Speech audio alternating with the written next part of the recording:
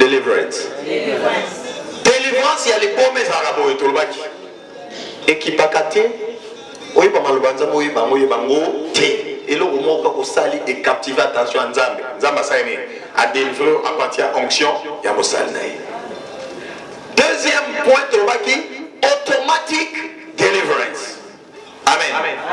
Deliverance automatique, tout le bac, nini. Wana il faut qu'il y ait un système à nini. Il y a Deutéronome 11-18. Esaïe. Non, Josué 1-8. Que ce livre de la loi ne s'éloigne point de ta bouche, tu la méditeras jour et nuit. On continue la méditation. On a automatic deliverance. Mais ça va faciliter parce que nous disons ce message dans notre. Amen. Amen.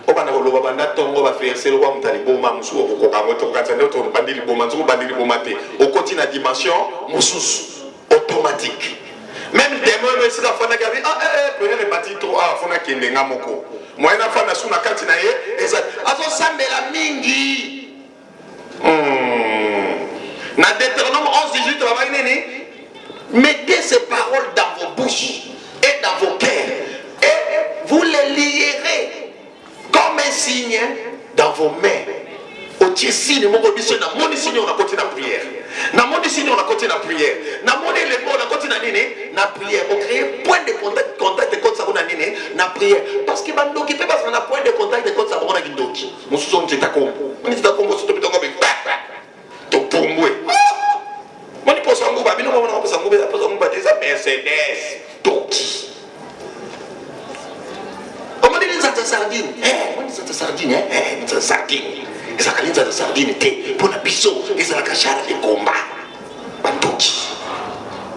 Mais yopé, on a un système automatic prayer ou bien prière de l'esprit. On peut la yango kaka avec un point de contact aussi. Ne pas nous qui va sur un point de contact. Yopé faut ça ne pas ça point de contact pour qu'on t'alanie. La prière, on sera qu'à 20, on s'appelle la 21e. On s'appelle la 21e pour attaquer.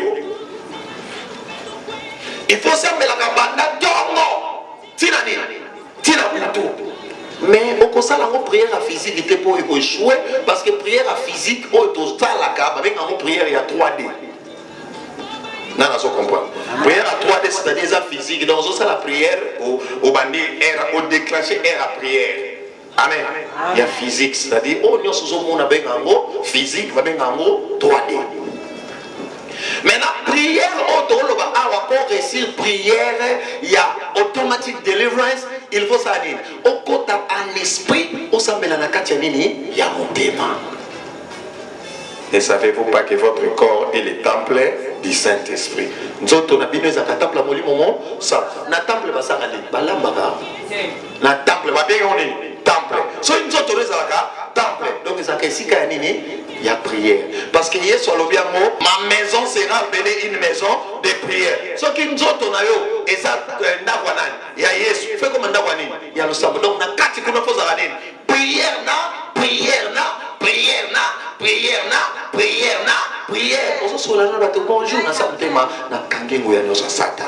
Vous pouvez vous parler, vous pouvez bonjour, dans sa thème, dans lié, missionnaire, soyez nango.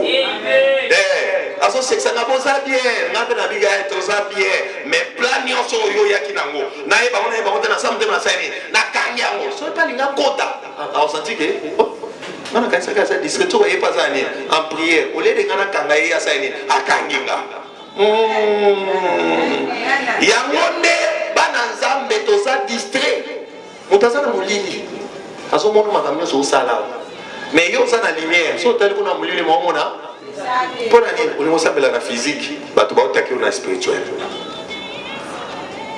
Donc, voilà pourquoi la Bible dit Vinayo Mubimba, 1 Thessaloniciens 5:17. Priez sans cesse. Obimia wade pata tobi amen. On va te amen de la prière esili te ebandine. Amen. Bino bozaka abana pasteur obi déjà amen. Donc on va nous dire eh si ko nanda ku ndegeni. Seigneur, Zana Biso, Tambola Nabiso, Kende Nabiso, Plano Sosatana Sopomisa, Izananda, Tamakoma, Nakatiamo déjà Jibaliwa, Bato ba in absence nanga, Naïba Bamote, Na Oyaki na plan B, Na Oyaki ne Malam, Oyo Kaka qui semence na ye ezalanga na zalaki te na kangi yango en otage. Non, oza musika mozo contrôler. Ozo tambola ozo sambela. Oko remarquer ce qui nous tourné comme il tape l'année, il y a prière. Des mots nous affaire na kata comme le bas. Moi to faire de sous ça te moto ileki. Moto ça ni. Pourquoi akoko sambele belé boye. Biso to linga boye te to linga so to ko fandela moto yo kaza malili. So ba yo ki ndindi soki opelisi moto. Nyoka ko fana moto. Mais ça t'en représente nini? Nyoka diable dans mon spirituel représente serpent. Serpent a pumbokate. Ko pumboka ndokena bakosa ka bango. Même ça t'en pas ça nini? Akosa. Akosa ka bango na suka bomi esusu. Monti o cheko so pumbo. Chaka ka boita bo chako mona osani. Oso pumbo lokuta. Après to komi. Serpent arampaka. Sikoyo lokola nyoka so représenter Satan.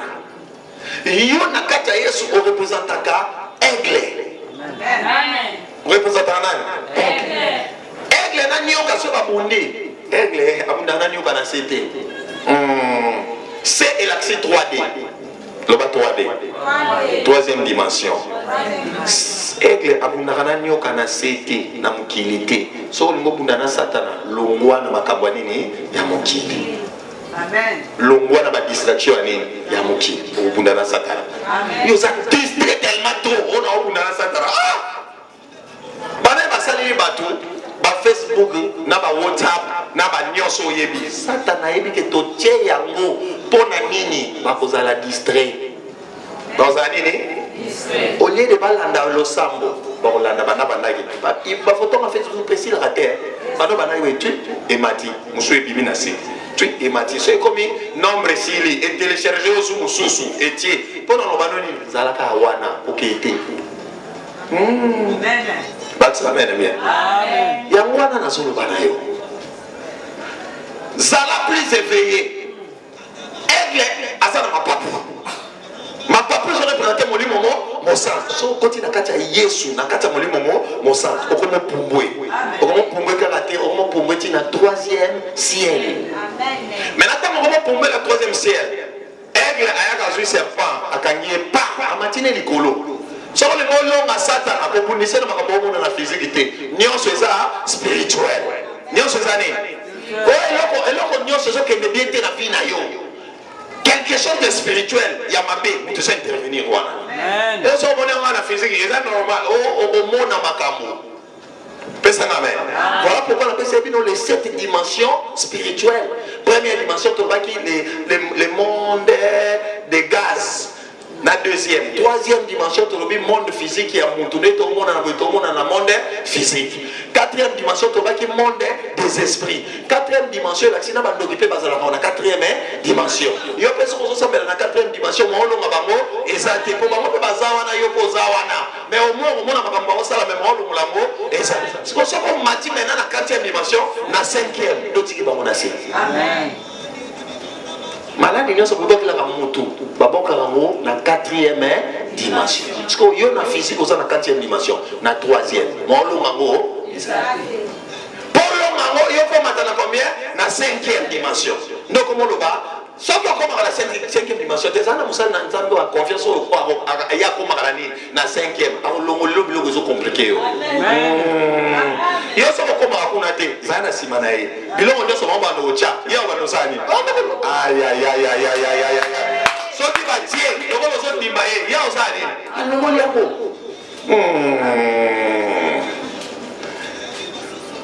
na to so la papa mwana alobi asali 8 ans malade d'épilepsie 8 ans na yake na papa la mama tanga ba do betela nga na bi papa kata 8 ans 8 ans voilà tu il a fallu qu'à akutana na kushomo kwa nzambe azwa kimya na vina ye yo mtu kubundisa ye na kati yo jugement liwana komo na Yesu o nyonso kubundisa ye awa moto mulimo wa santo elanda yo voilà pourquoi pourquoi, je voulais avancer mon quai, n'a pas déclencheur et à délivrance. Amen. Déclencheur et à délivrance. Première déclencheur, premier point zéro. Na obenga ngo point zéro pour la nini. Na okenda ombango pour tozala biso na time belete na oloba ombango. Mais etikal na disque so vous avez besoin de disque oye na flash balukine ba kochelo vota na place mais pas na Holanda. Amen. Amen. Point zéro tolobi l'onction de l'homme de Dieu. Osa na poso za la délivrer totalement na biloko nyonso ke na bien te. La première des choses c'est l'onction. Loba onction. Onction la sini. Mwana ndokini bazanema. Bandoki nyonso baza wana bayebi ke mutu nyonso oya asala kanzambi foto sani to takaka ye. To sala nini? To kutake to basoka za solo. Ceux qui pèsent à solo te ausani koya. Biso mpe to sala nini? To takaka bango. Pote bape na kotanza meso ki baza. Lokola baza te moto na biso pesa kanini ekomela ka bango. Eza mama na bitumba. Amen. Amen. So na repéré déjà moto aziki déjà. Na bengi na téléphone allo obimaki bon na mtema obolo bon na mtema zela katafal na yo. Amen. Pesa nga bene bien. Bon ce que tu sani.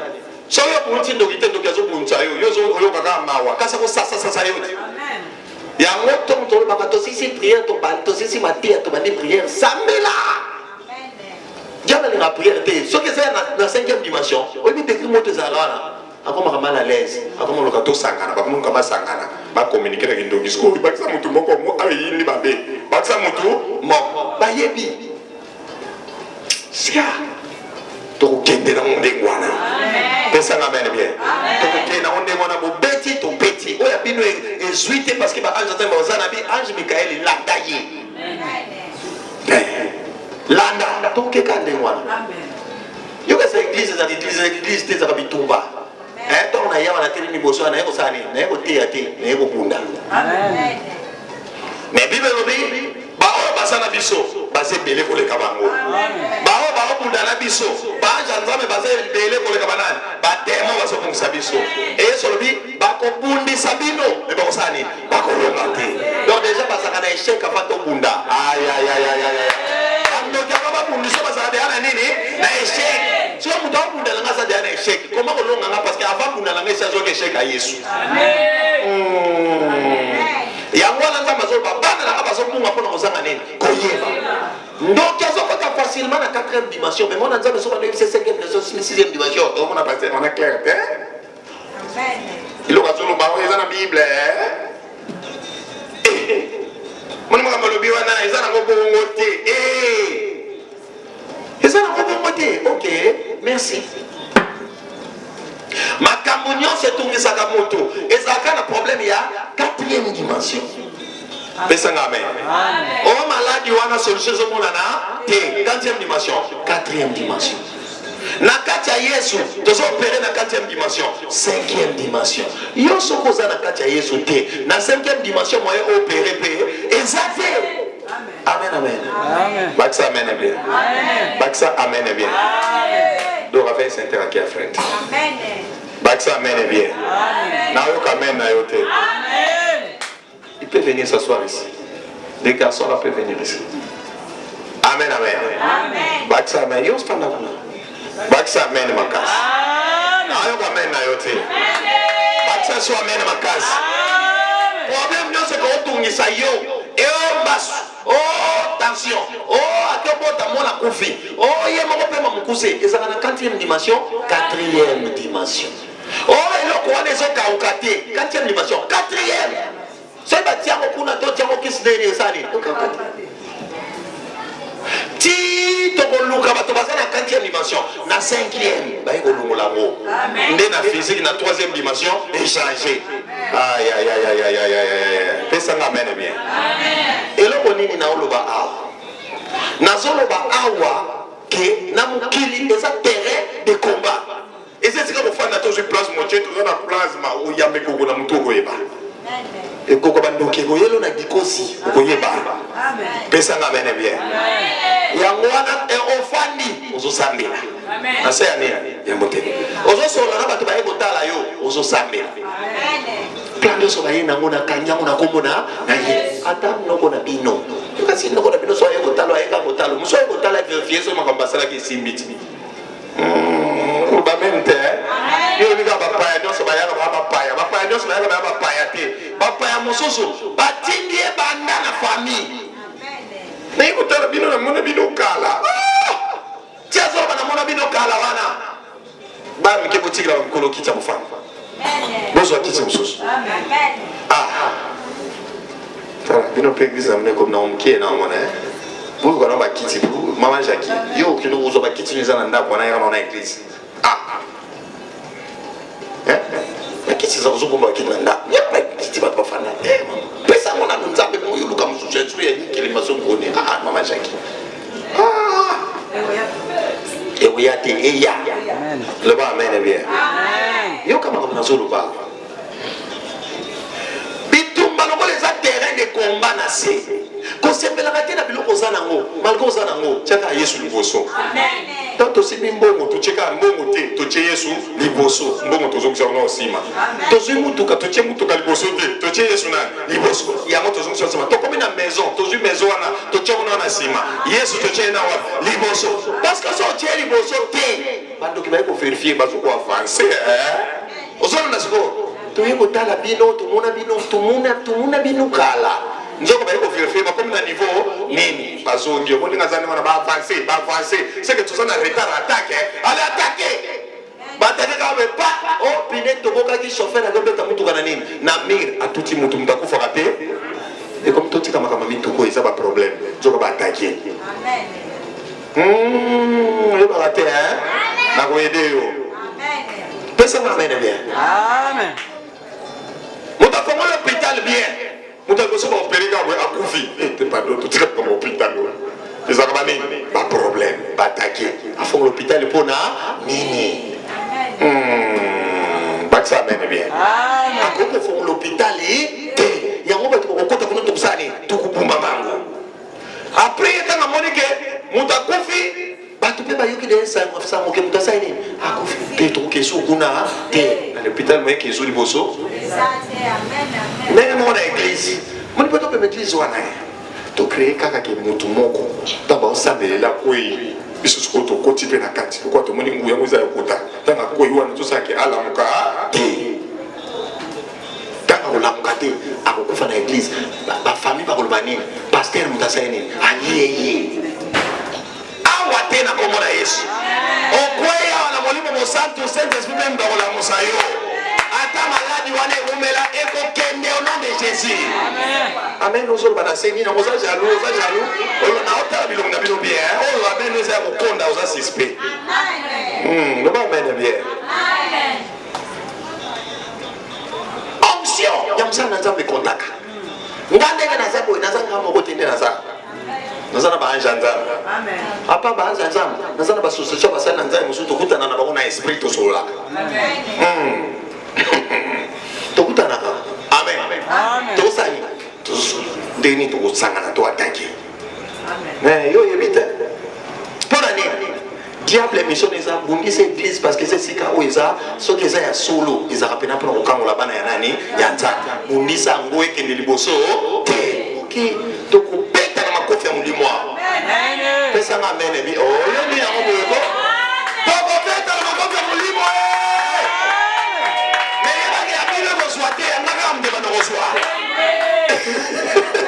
tozokunda ya bino ezozwa te yango ezosala ezozwa tie kosenga bando obeti bando na tiki na bando wana mbala moko na serke ozokende onction ezali onction mosala na nzambe ezalaka eloko liboso esalaka ke kasi soki azosambela mpona mutu wana manifeste pesanga amen soki azosambela mpona mutu asala nini onction première fois le eza onction voilà pourquoi Ésaïe 61 Bible lobi Yesu azoloba l'esprit de l'Éternel est sur moi il m'a oint pour délivrer les captifs zoki ti opesa mutu mona suka fanda kuna moni place en ngolo zoki ti pasteur tiana si prends cette chaise pega ese kadera ki ni fala pa sentana kila yi pose pega ese Amen, amen. L'onction. Yesu exprime en boy. Na Isaïe 61. Soit dans la Bible là au fongola. Ata Android fongola kaka. Bidon Bible Android. C'est la charge pour que les tontara sont au fongola ondeni. Bible Android. Il y a kaka na église il y a kaka na Bible. Amen. Ata Android ata ya papier. Fongola kaka totanga. Isaïe 61. 1. Na ozela yo. Isaïe combien? 61. Isaïe 61. Il va rappeler Malobanza, mais le va amen. Vous avez gâté on a ça mais la mingi, il va rappeler verset nini zalaka, ils ont le papier nini. Amen. Bax amen bien. Amen. Isaïe 61. Okomi. Amen. Soko komi na ngarato tanga makasi. Tanga makasi ba verset mso ko tanga na ndap. Mais oyo ndeto otangela mo awa. Isaïe 61. Allons-y très fort. Tellement ce que ça tourne le Malobanza. Téléma si vous êtes honoré par le banzambe, téléma, ce que vous téléma, bon, ça est fort, on va dans la lali, toujours comprendre. Yo, au moins, la lali, téléma. Ok, allons-y. L'Esprit du Seigneur, l'Éternel est sur moi, car l'Éternel m'a oint pour porter des bonnes nouvelles aux malheureux. Il m'a envoyé pour guérir ceux qui ont le cœur brisé, pour proclamer aux captifs la liberté et aux prisonniers la délivrance. Vétéran le banzambe, ma boue. L'Esprit de l'Éternel, du Seigneur, l'Éternel est sur moi. Car l'Éternel m'a fait quoi? Moi, onction. Et là, qu'on y a ces hommes qui sont en onction. Il y a Moussa Nanzambe. Né et Osane, ils ont soutenu. Amen. Et ça n'a pas onction, ça n'a pas été onction, ça a été au rose, ça n'a pas été manayé, au monde est l'outé. Au tel cas, on a dit, mais fais-tu ta nani? Onction. Il y a moins de choses à onction. Onction wana nzamba chaka mwa ebike na chemu sana ngaya ngopo ifwa kangu la bana ngaba za ko kangama ifwa sani akangu la bango mais bana ngwa nzamba ne baza distrait tellement anami taka bakango lié akimi akati na akimi kuna azaye mo ko ba landi yesiko babi akani na kango la akimi asali bien to sali moto kimi c'est pas muto na comme ça comme attaque monsieur egoya muto ko côté la ye azate pesa na mene bien oh, moi, yo. Ok, beaucoup de gens qui ont dans l'église. Dans l'église, il y a après bébé, il y a des gens qui ont déjà quitté les églises. On peut s'en sortir. Amen. Bébé, bébé, toujours pas la bébé, il y a un problème. Amen. Voilà, c'est comme ça. Alors, le coup la onction est important. Satan a ça la rassuré que yo on dit marabasal nanzambe te. Yangwana moi makambebele kende liboso. Na osambe la onga ngamoko tabatake mwana kufa kate akufi. Amen. Parce que on a pas qu'on dit manayo, on a besoin de nini? Ya onction. Ya musali na nzambe wazo sambe la peine di make onction ça na katina et pour créer quelque chose dans on dit mo za nango. Onction ça à 50% on dit manayo. 50% onction, dans 50% on dit écoute ça, écoute c'est combien? 100% délivrance est déclenchée. Yes, on t'a le l'Esprit du Seigneur l'Éternel est sur moi. Il m'a oint pour faire quoi? Pour délivrer qui? Les captifs. Quand vous avez besoin de délivrance. Amen, amen. Ça c'est le premier point. Thème Nangezali, connaître les 10 déclencheurs de la délivrance. Nini muto akoki ko se déclencher na nini na délivrance. Ayeba nini ko sala mapo azala délivrer. Premier point voilà. Deuxième point. Non, on a trouvé un point 0 pour na check un peu dans ba pointer mais ça qui est très important. Mais qu'est-ce qu'on a point 1. Sinon il y a comme 11. Il y a on a check à 10. Mais na point 0 l'onction de l'homme de Dieu. Amen. Point 1. Point 1 oyonde esika batu ebele baza na ko comprendre te makamwa nzambe. Mais point oyo bango est important. Moto nyonso il faut le délivrance pesa amen. Ozo le délivrance bandoki ba koto tsoki na libala kuna baye kuna boye bazui mwana. Baye koto batie mbali no maladi. Batie maladi yo moko bazui batie maladi. Maladi wana esili baye na mususu batie. Yo batie ko maladi. Obela mbaso mabe. Obela lipo mefi mabe. Obela ni mabe. Ozo batie baso chayo. Amen. Amen. Mais ozo ko bade na yo ka déjà bien mais ce ko ozo e bandi batie susu. Babia sa soba yebe loko te. On va tosani tozotia ozonga ngai loba bakotia lisusu te na kombo na Yesu loba mpe makasi mongongo ya yo ya plastiki boye loba bakotia lisusu te maladi nyonso batiaka bakotia lisusu te. Amen. Faut déclarer ngo ngako kotia lisusu te botie ebele oyo eza ya suka oyo akomeka lisusu moto molimo osanto esani elanda ye. La reconnaissance pour la délivrance. Reconnaissance, il y a source, il y a pas problème na yo. Amen. Bon, vous avez dit monsieur, vous avez pas place. Ah, bah mais qui est beau à l'anglais pour gérer dans mon Amen, amen. Amen. Bah ça amen bien. Amen. La reconnaissance de la source de tes problèmes. Amen. Faut pas la source il y a pas problème na yo. Ba te belé, ba il va source pas problème na ba monter. Ba zo vivre kaka effet ani, il y a pas problème. Ba ça amen. Amen. Azo so pas problème, zo ba te zo uta. Mais ce que ba il c'est que ça la quatrième dimension, ba ni ko discuter, ça y a côté, ça qui dans un problème moi grave été. Mais zo que mais grave. Sur ce problème sur l'humanité, moi ils ont fait solution. Tu comprends problème nyonso, na yo ki mutema passe, na yo ki mukombo passe, na yo ki leti estomac, na yo ki miso zo ki de côté moko bantu ki basa na kati. Amen. Amen. Pesa amen bien. Amen. Basi ba kota bazo zela kaka mukulu ni to benda. Mukoni ba osani ba benda singa. Basi da singa ba constituer. Mukoni to osani to benda. Maintenant moi aussi ndeko c'est moi le problème nous allons et ça spirituel, ça spirituel ou a besoin d'un problème interne. Faut y avoir source, il y a un problème na yo pour traiter. Ce qui est évité, on s'en a pas ça le discernement. Amen. Amen. Na rien à frère mon na boma. Porte ça les 15 ans quand on kangati. Même si yo yebe skapoto euta. Eh wapi papa, e banda kaka na moi net bagé. Mais rappelle-toi euta wapi. A éviter source ça problème. Ba docteur va le voir boy. Ce qui avant de traiter mon tour, il faut avoir source, cause il y a malade. Ça s'affiche. Après, il y a un examen. Il y a makila. Ce qui est lié à makila, examen makila. Ce que vous avez fait, ce que vous avez fait, sida, moi je connais pas.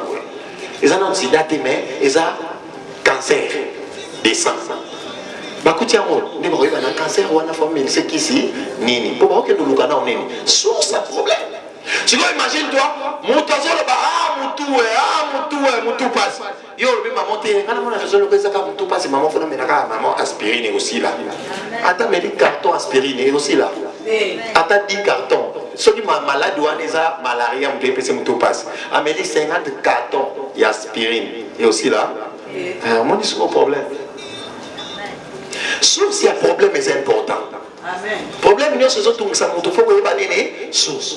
90% ya source à problème et ça sorcellerie. Amen. Quand on va mettre dans le bien pour il bien monter que 90% ya source ani il y a problème et autres ça va na mabala na bango na bala na bango na ba vie na bango na ba santé na bango 90% ani kindoki. Amen. Donc on est bienvenu dans mon lieu. Yo so on a monté que nous va même penser que vous avez côté kuna. Le va mener bien. Nabi 90% années kindoki. Yo ba meti on zete na mutu pa. Yo kimi l'hôpital. Ba meti on kindoki. Yo kimi la nini? Ba bo que le malade ya 4e dimension en sorcellerie. Yo kimi wa. Il faut sousouana le quoi 4e dimension. Faut pas le tenant au long la mon âme na esprit. Après docteur t'a m'appelé ça traitement ça et les qui ceux qui va longoler à monter à aussi ça va qui mais qui sont encore appelé ça qui est mais il y a bika qui était moi il y a bika qui était habité parce que il y a ça m'a qui cité et ça m'a 4e dimension 4e Max amen bien sur ça va problème na au faut y parangolo ba amen amen et donc on y en sort 90% sur ça problème les aka spirituel. Amen. Amen. Voilà, ça la bonne maison monana. Oyo kaka mokolo akondima Yesu bien. Basa meli pour yoka manifester yona atata moi sina olingini nani ngaka sala pour la nini okongo ya sala pour la nini bana. Omoni siko Yesu ko pete abo msa mutuko esimite. Azo mutuko batu ebebi. Atika mwana bayibi. tchelai kok bazongsie allez na comprendre que ça n'a pas vie ça n'a pas ça n'a pas problème spiritualité et ça n'a pas ne mwana eso inza malba ke ça ya ne ça na mo ya ngate aso comprendre que ba osani bazo longola pesa amen. Donc il faut que la source ya nini ya problème source problème la bi 90% années spirituel et ça sorcellerique côté à mo kamba mo te ndina yo boy ba mo hôpital bandana no na spiritualité et on a linga bateau bazalaka on a un problème linga na pasteur allo papa moi na moi été nanga ki lo ba mo ba to kene wapi na hôpital na ulongola na ilo mo ko wana tiko kedu kuna sili et puis on bien na maman allo papa tonne na bagato couvre la qui est OK kinini mwana comme ce mwana ozoro ba fala kufa alinga kufa na ye te so ba sambela ipona ye donc ya kanye yozo me mena hôpital docteur on s'ani devant nous on s'est l'hôtel ça mène bien voilà pourquoi sous ça va problème et c'est très important sous quoi ba sous ça nini problème yozo ba mène bien te pour nani il faut ba la sous ça ba nini le bail faut n'aille pas la source pas problème nangai nabi 90% ça na côté ni spirituel nakaya na ya bandoki so bandoki ya famille na yo mo te bandoki ya famille mbal na yo de côté wana alors ko bakisa bandoki lupango ofanda o bakisa bandoki ya quartier basanga na ndoki ya commune wana baye ndoki ya capitale ya Kinshasa baye bandoki ya RDC ko sanga na bandoki ya États-Unis yo zu mwana no voice na États-Unis balandi babetika diri oh mwana kinganja sana États-Unis kuna yo nani oh ngai ndo ke États-Unis OK boko pesa ngai nani yaye amen mutaza États-Unis kazi na ke musika bachenga bwe yeyo ndake ndaki bia zonga na serke oh corona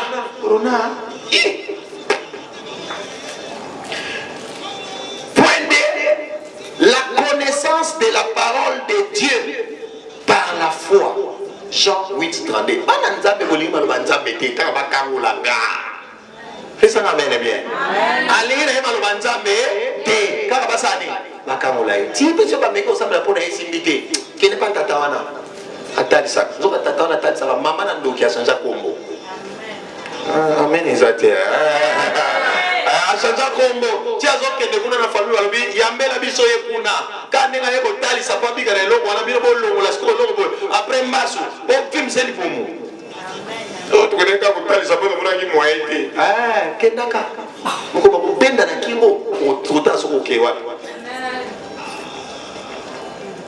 yekola maloba nzambe loba amen linga maloba ya Jean 8:32 wana koma o yotanga na ndako pour la point 1 après ça que verset au koma et Esaïe comment Esaïe 61 donc dans Jean 8:32 on a autant gâté na le bambo Bible dit vous connaîtrez la vérité et la vérité vous affranchira ni n'est la vérité maloba nzambe loba amen bien maloba nzambe za nini vérité dans tant nous sozo kango ozoyi ba vérité moko ya makambo za nini e bombana makambo se de kana vie na yo mona déjà complété ezaka lukuta ko satana ne mutako saka yo amen azwi manane mo acha zo koso ke ko bigate azoko so ko sani ko bigate Abina sana sida saka nini ebika te lukuta sida saka nini ebika bachaka mona 4e dimension mutaza na 5e dimension ya solo na Yesu on va l'examen exact on va mettre des poignées dans mon bibino koto non la dose espère le va mener bien sida et le moi na mon peuple à onction yoka o ba docteur wa bi o moni fo pesa ka ba ti rétroviro so ki rétroviro o ba no mela kaka o prologer moi nini mais o ba e lo mandeti mais so ki 5e dimension exacte onction exacte ozon di makenza ma pasteur serge ko mo na sida zonga o do sa examen ye exact amen o ba mente nini na ola o ti la gidiba na o lo ti la gidiba maladi moko te so ko bikisa te abisa ka maladi nyonso kwa za mukonzi ya milimo nyonso nyonso ba ko za so kimia yesu za mukonzi na bango yoka sa pour satana na sala satana ngai. Donc ça dit biloko nyonso kotiayo. Tant yo ndimaka Yesu bien, Yesu olongola ngo. Aïe aïe aïe, bakisa mololo makasi.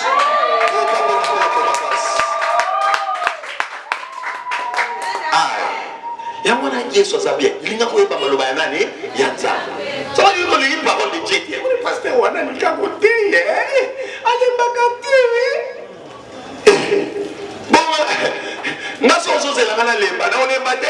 Kona maloba Nzambe. Amen. Nga na Bible. O lemba ngana ko bando siko tilo bina tongo. Amen. Ko mi pardon na onimba te, onimba te la muka. Amen. Dieu, et ça dans le monde spirituel il représente deux choses. Koyeba maloba Nzambe et représente donc quand vous yeba ngo et là ici que dans le monde spirituel on lati biloko mo be mozo ba biloko lati te. So ko yebi parole de Dieu, on lataka d'abord épée. Amen. Épée ça ka bi arme ya tango akala pour obunda. Lelo ba munition no so menga ya armement ya bitumba et là ça la parole de nini de Dieu. Tango yebi maloba Nzambe ela tsi biloko nyoso satana kotia okobombarder yango. Tanga monter mo tanki na ya kindoki olobi yamba boum. A monter sur eloko mo plan mo yamba boum. Akomi aso kutumba biloko nyoso ça. Biloko nyoso tchazo sane. Aso pepsa posa na maloba Nzambe. Bana Nzambe le seul problème ye na Bible ko to yebi sute ko to Matthieu 7:7 ko te kimi na mutu. Mbango ka hôpital. Iye baka maloba ya nani? Yefsa mninga ibaka maloba Nzambe. Maloba Nzambe ezalaka épée, ezalaka missile, ezalaka lance-roquette, ezalaka grenade, ezalaka bombe, ezalaka mitraillette, ezalaka avion de chasse. Siko yo oki bamote wapi Bible? Ezati. Wapi Bible? Ezati. Wapi maloba Nzambe? Ezati. Verset no yebi na yebi na mate bate yebi bate kaka bien o kanga ki verset ni ba verset mo alba ki kaka ta bate yo kan to bete maboko to kanga ki amen o kanga ki verset nini donc il y a ka facilement mutasa na verset te ko yebi ke azana longo mota ko bundisela nga le ba amen bien donc yebi ke muto ana sana ba verset malonga azana biloko instrument ba ammunition ba lance roquette ba grenade au bundisela nga eza eloko ko mixé le baba ta manasima musana Nzambe moko andima ke asamsa na Nzambe solo so bazo bata manasima loko asama kaste bazo kotela ye na ko sala petu baka bona na musana Nzambe comme ça tanga otinga la ye moko akujamba bambata amen ya maka mutu ka l'occasion de rien boy akimi l'église bande va lui tout ça ndemona comme ça so de tout moment mutu okotela ye connaissance à Nzambe. Yesu zo bana Satan. Yesu alabina Satan alabina Yesu. Yo zana ntala. So za mwana Nzambe solo. Bongo la mabange koma mapa osa nini? Olia. Yesu bongo la ki? Non. Albi l'homme ne vivra pas de pain seulement, mais de toute parole qui sort de la bouche de Dieu. Tant nous sommes solo comme le Nzambe, ozo vivre, ozo comme le Nzambe, ozo vivre dans l'esprit na yo. Moi pas pour ça pour la longa yo. Exact. Parce que ozo vivant à cause de le Nzambe. Mais yo ozo ya nzoto vivant na mulimo kufa pour verser mon corps. Exact. Ça mène bien. Voilà pourquoi je vais dire quoi ce soir. Naina lo banini na pokwa ya lelo. Koki mama lo Nzambe te pardon. Yipsa mninga pardon. Koki mama lo Nzambe te. Satan ayebi ke so kimisho malo Nzambe azana meilleure façon pour attaquer yo. Pour ozana ba instrument obunda na ye. Or tant ozo yoka, ozo Bible na Romains 10:17. La foi vient de ce qu'on entend. Et ce qu'on entend vient de la parole de Dieu. Et là, ça que mon thème,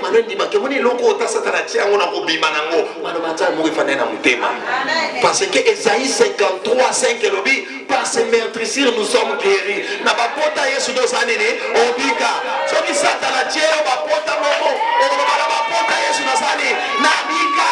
Yesu ba azwa ba pota la nga ekauka.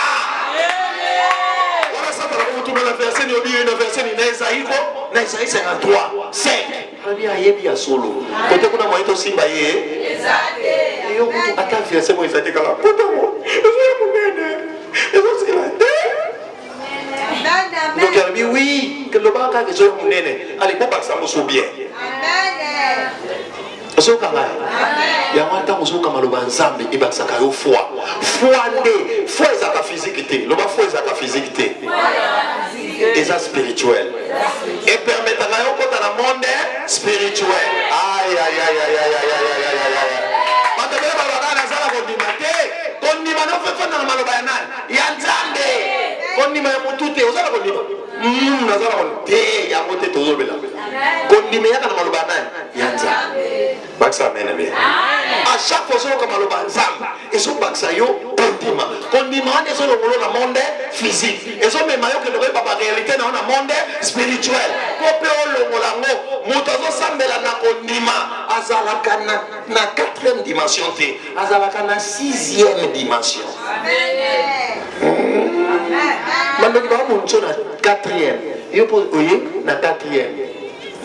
Olongate. Amen. Yango batebele ba comprendre la foi te. C'est foi que ça gagner. Te tondi ba keto na foi te. Maloba nzambe ni ne kota na mutema ne côté koma okoma ko ndima ngo sa ko douter. Tant problème go ya yango ne faut saler là.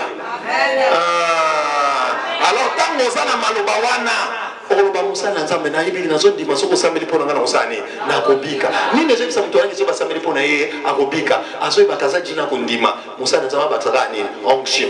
Aïe aïe aïe aïe aïe aïe aïe aïe. Ozo comprendre comme raison loba. Yango la kosaka ba jeter na maloba ya nani? Yango mona bana nzamba lelo. Bandoki ba okende ko loka chaque kutu ba bi 0 heure zaka era réunion. Mais yo chaque jour ba okende ki do chaque jour. Mais yo se ba cheka prière 2 fois na semaine longi evimbi.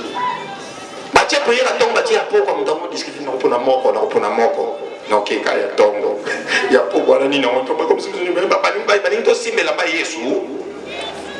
Lobati, okomi mawa. Mutana moi mon santo, alinga prière ataba chango 12 fois na osambela. Ataba chema te ya 50 fois na koyoka. Poko yoka ane ko bakisanga kondima. Kondima ane ko memanga na monde spirituel. E ko longola na ba situation na ngai. Connaissance à parole les amala. Amen. Connaissance à nini? Chaque jour takaka maloba nzambe. Yo za na téléphone na yo ata Bible Android ezate. Mais préféré tiena yo kizengi wana aseksaka bato na TV otala ka ibango, otala ba busoba otala ba vie de loin au monde pendant que oui. Nazo ko avancer. Busoba na busoba ko tsala cerveau. Amen. Doa amen amen. Amen. Tanga maloba ya nani? Ya. Tanga kaya ngomi kolonioso. Pesa amen bien. Nalobi kotaka na TikTok te. Kotaka na Bible tanga nini? Malobanza. Okomona yo moko ekomemaka yo toujours na ba 5e na ba 6e dimension. Diable ba notika la toujours na sima. Tanga meka Yesu alonga Yesu te po Yesu yo moko sa liloba. Alobi na ye ozana nzala. Bongola mabanga bi te. Mutabi Afrika kana lipate. So azoka malobanza mbe azana vie. Amen. C'est un tel oui. Asa fils de Dieu solo. Amen. Mais yo soki nzale komi nzala. Nana kosunga ngai. Yesu alela nzala te. Amen. Toi na nzala tobi nzala oyo ezana ngokaka ba distraction satana nzela ezofongwama lipamboli ezoya ndeko bandoko ya ukabile bilamba po beba eka ndeka koya kana ya komande ya mutali bomba de cerveau ja papa la bama lobini to mema ina église na so protestant ba sambela pona ye mais to mona makambo kuna eba église munene ya centrale protestant et comme désordre la sala ba pasteur ti etkala eka ke no zo bible ba noter alors ba kangi ya oka abi asala biso désordre na yoka soni mais buso ba hane continue kaka yo po ye na yo na yebi na ngate soka biki po to kenda na ide abato na ko vérifier ka mikolo ko yana tala soka ko ya suste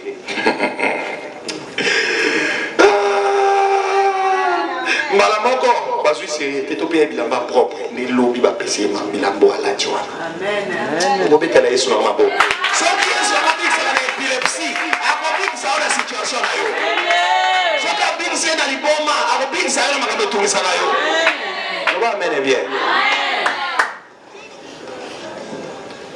Troisième point, la compréhension des mondes des esprits. Osée 4 et 6.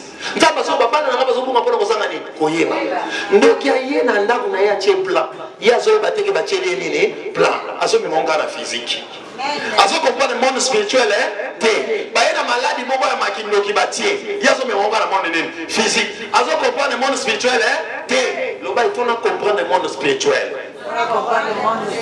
monde spirituel ezo sala ndenge nini yoka compréhension du monde spirituel comprenant que vie na yo il a connu son 90% et ça combien spirituel. Amen. Amen. Le bon les spirituel, ce que l'amour qui kotika la physique était, yo peut que dans monde nini spirituel. Ba que dans le monde spirituel ndenge nini. Tant que kaka ozu verset mon atoma ya mukuso tangi. 1 Corinthiens 6:19. Nzoto na ngeza temple molimo. Bible bikuna boye bite ke nzoto na ngeza temple molimo au centre ozu yango. Obi on a le banda to motini. C'est pour ça que je dans monde spirituel. Donc il y a ça ya ata yuti na 60e monde ya kindoki. Au ça le logoté. Parce que bana olinga na attaquer mais na o senti na kati no ndi azo sambela. Amen. Azo nini? Pour le na boaki na omo nizo songa. So na boaki ça nini? C'est qui moyen kota asa blendé. Mais yo ba boaki ekoti. Amen. Ba futi.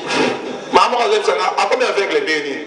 Oh papa na tuni yo siko comme avec le nini papa na comprendre te na mona neti muntu asui mabele au bana mona neti donc diable kama so saka na muntu na monde spirituel yeso bana mona ki neti na mona ka neti eloko moko boye neti muntu asui mabele afulenga ni mabele ne kota na misu ya mo ina mona siko muntu afula ki mona ki tabi neti bafulenga mabele nani on se comprend le monde spirituel. Loba totika ba je. Yem samlinga totika ba? Totika ba nini? Yem samlinga totika ba? Fabela na monde spirituel au monde na kabango kuna. Tama linga bana kofula yebisi yo, olingo fula nini? Oh pardon, o moninga okatsa kidi na kotika na 3e dimension ko sakana langa. Amen. Soba linga fula, yo sala méditation. Moye kota. Ato yawa kwa attaquer na direct kawa na kokausa on va pas na attaquer sur kaukaki. Amen. Totika ba jeko. Amen. Le ba totika ba nini? Totika yo ça na ba jeme yo ça so azo attaquer au kufa. Satan azaka adversaire na yo tazaka ennemi. Différence c'est entre adversaire na ennemi, parce que na bunda na boxe na terrain, ba ça bango, eza na ngo bitumba. Pas ni esimba te. Na osani no sopoye na mbali na basani, ba fanda te. Ba ko kabwana. Donc azana prêt pour ko boma yo, mais yo muto ko ba linga ba boma. T'as la distraction. Amen. Ozo denda. Nada bien. Au lieu de Sambela, aux autres denda. Ok. Sambela partout, le amen. Sambela partout. Na libanda de bana ko sambela te kolo na komso so bana sambela makasi ba baba ndi boma. Neni o sambela nzela te, to sambela wa. C'est la commission. La tution. Aux sambela ngai. Au minzo to nangeza temple na yo. Na pesio yango. Demono sa patama na iba ite. Na temple yo ya kufanda te. Kanti nyoso basala. Na iba mote na bana nanga. Eko sala te. Na mubanda nanga. Eko sala te. Bantoto na biso kuma temple na ya mulimo mosa. Na kati. Amen. Ataba era mutu. Moi esimba. Ezate parce que si on peut lisa ki moto banda moi. Moto atango yo kolala. E continue ko pela. Babi to na mutu to kuti moto moi to joyer. Tozo linga to lia ye mais tozo mona moto uchwa. O pelisa ki. Amen. Et ça m'amène bien. Amen. 4e point, le désir de la foi d'être délivré, le désir et la foi d'être délivré des géants. Pour ça, il y a kozalana désir, il y a kokangolama. Et ça va te bélir, ça n'a pas ça délivrance. C'est ça, amen. So, il dit, on dit, ma c'est tout, ce sont les gars, délivrance. Ah, non, on a pas la délivrance. Église, qu'on a un ensemble de monnaie, na koya te, car pas la bidon de casser na koya, na koya kate, car on a koya kate. Ah! On peut pas comprendre ce qui est bien là. Vous devez être délivré. Ah, mon ibino kaka poye. Bon délivrance, on se confond na koya kaka. Et bon, si on va prier, nous va faire la na yamane kokate. Amen. Tout ça m'amène bien. Désir que vous allez délivrer. Au moment où on dit au monde kaka. et comme peut se combattre. Vous sentez que il nous croit que bien dit. Satan Azawa. Amen. Personne m'amène bien. Amen. Nana Zawana. Moutazo ko ko bien dit. Nana Zawana. Azo mona bien dit. Nana Zawana. Mna mbale ba oyo banate. Nana Zawana. Mubana le la raba douleur mo esi la kate. Nana Zawana. Eyo kasi nini? Satan yo kasi faut ba ba Satan. Tanga zo ba douleur ko esi la kate. Satan mtazawana. Miss wane zo mona bien dit. Nana Zawana. Amen. Après 4 mois, nani azawana? Oteza na moka kamoni matrice na ye abota banda kala yangwana siko kwa suisse misika yangwana mwefanda ezate batie yi tolie maki wana nga Satana naza nyoka yaka oleka bani yangwana ba vorte so sani na on lakso ba secret moto nyonso sa ka avortement bango basoka sacrifice mwana wana na makila nyoka sozo boko la bamaki ndo yiba ke banyoka baliko basebela na maki bano boko la basoso na baboka ba yebi sozo boko la basoso bamaki so ikomi bele banyoka bayaka pona nini basebela na maki ndenge mo pe na mon spirituel satan démon asebela na bazemi ya bato pesa na men ti yo zo kele kuna grossesse césarienne azawana amen pesa na men bien avortement azawana mwana botama humilité akufi bazawana amen pesa na men bien amen ya mwana ko sala kama sécurité na makambo tozoloba tant nous comprendre ce que les ambongo on sala ba jeter na malobanza on sala ba jeter na prière on sala ba jeter désir ya kozala délivrer et kosunga yo